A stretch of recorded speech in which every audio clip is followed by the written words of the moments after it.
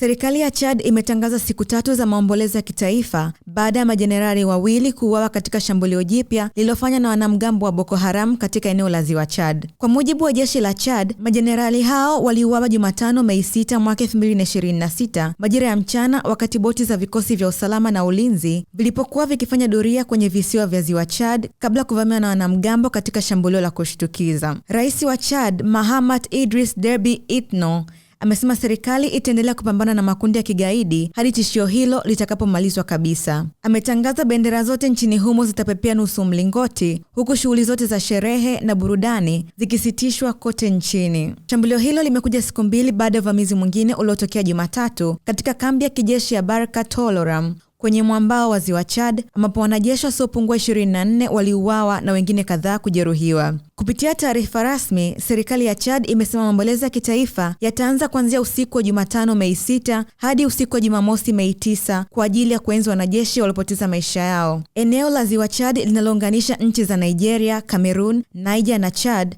limeendelea kuwa moja ya maeneo hatari zaidi barani Afrika kutokana na mashambulizi ya mara kwa mara ya makundi ya wanajihad. Tangu mwaka 2009, eneo hilo limekuwa maficho ya wapiganaji wa Boko Haram pamoja na kundi la Islamic State la Afrika Magharibi.